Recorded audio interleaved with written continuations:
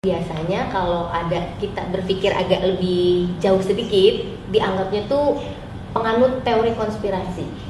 Konspirasi itu biasanya pada orang-orang pada sinis, skeptis. Apaan sih konspirasi? Iya. Ada yang mengira konspirasi itu ilmu cocokologi, mencocok-cocokkan. Bukan itu. Konspirasi itu dikiranya kalau ada konspirasi berarti nggak ada virusnya dong. Bukan begitu. Percaya konspirasi berarti sebetulnya konspirasi itu arti letterlehnya itu adalah persekongkolan.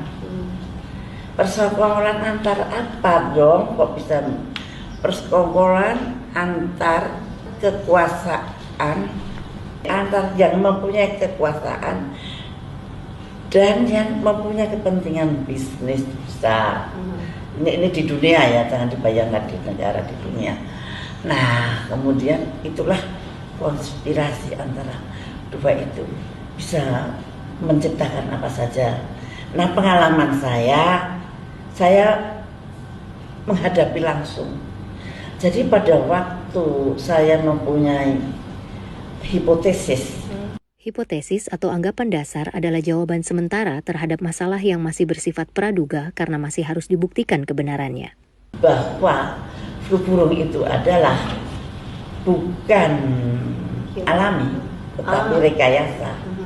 Kemudian saya mengajak negara-negara yang lain.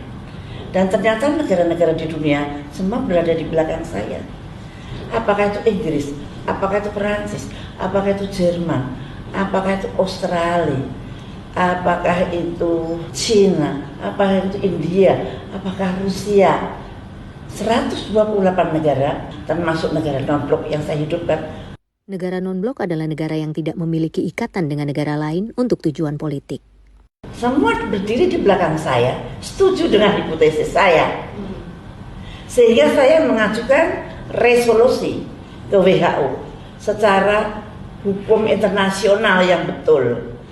Kalau sebagai anggota WHA mengajukan resolusi. WHA atau World Health Assembly atau Majelis Kesehatan Dunia adalah forum di mana Organisasi Kesehatan Dunia diatur oleh 194 negara anggotanya. Ini adalah badan pengaturan kebijakan kesehatan tertinggi di dunia dan terdiri dari menteri kesehatan dari negara-negara anggota. Maka WHO harus menanggapi dengan baik. Dan apa yang terjadi? Yang terjadi itu WHO membuat suatu pertemuan besar dari menteri-menteri kesehatan seluruh dunia. Tentu saja yang melawan WHO adalah saya pimpin. Dan ternyata di dalam forum itu yang mewakili WHO adalah negara adidaya. Negara adikuasa atau negara adidaya adalah negara dengan posisi dominan yang ditandai dengan kemampuannya yang luas untuk memberikan pengaruh atau memproyeksikan kekuasaan dalam skala global. Nah itu saya terkaget-kaget kalau terhadap negara ini mestinya ya aku nggak berani gitu dalam hati saya. Saya itu nulisnya pada WHO, kenapa yang keluar negara gitu. Inilah saya konspirasi itu seperti ini. Nah ini suatu bentuk yang jelas-jelas di mata saya dan membuat saya kaget karena munculnya itu kan pas sidang dunia itu. Wah kaget saya, loh kok yang muncul ini. Dan ternyata ada satu organ di dalam WHO yang ada di bawah negara adidaya tersebut, namanya GISN, Global Influenza Surveillance Network. Itu GISN. Setiap semua orang yang punya virus masukkan ke sana. Saya masukkan ke sana. Tapi ternyata tiba-tiba virusnya Vietnam dibikin vaksin, dijual ke saya. Loh, kamu pakai virusnya siapa Pak? Bikin vaksin. Pakai virus Vietnam Bu. Wah, jadi ketahuan. Yang jual juga kaget, kenapa ini ibu kok tahu gitu. Karena biasanya tidak pada tahu kalau vaksin itu dibuat dari virus. Nah, pada waktu itu, loh kenapa? Kenapa kamu yakin kalau vaksinnya Vietnam pasti cocok dengan virus saya? Belum tentu cocok. diteliti dulu. Dan ternyata H5N1 Vietnam dan H5N1 Indonesia jauh lebih ganas dari H5N1 Indonesia.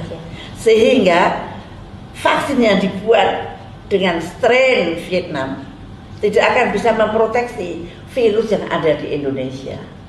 Tapi vaksin yang dibuat dari virus Indonesia, H5N1 Indonesia, mempunyai cross protection terhadap H5N1 dimanapun juga, paling hebat.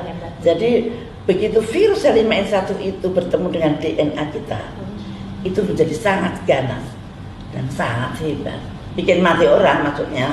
Tapi kalau untuk bikin vaksin paling bagus, paling kuat gitu. Nah yang saya nggak tahu vaksin yang sekarang ini tidak ada strain-strainan, padahal justru COVID ini adalah virus genom. Genom adalah keseluruhan informasi genetik yang dimiliki suatu sel yang memuat informasi tersebut.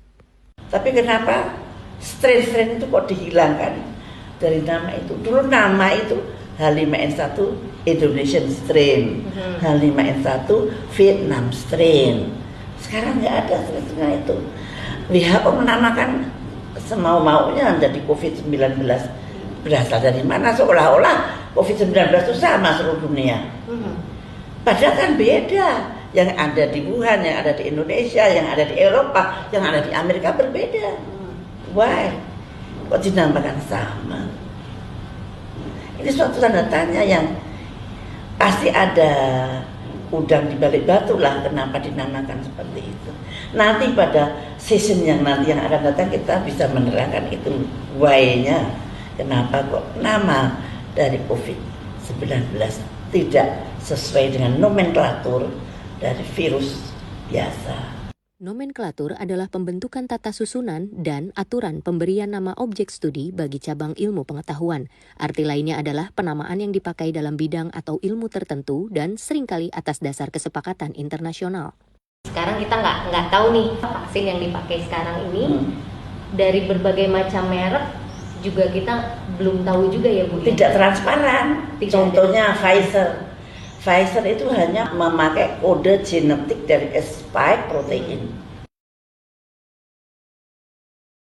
Spike protein punya siapa? Punya virus.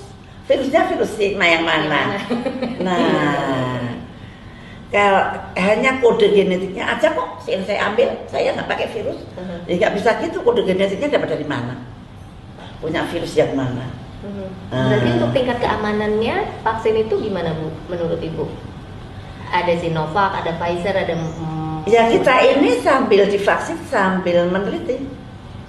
Kita ini adalah untuk uji coba besar-besaran yang dilakukan sekarang dunia di dunia. Ya, uji coba dunia yang besar-besaran.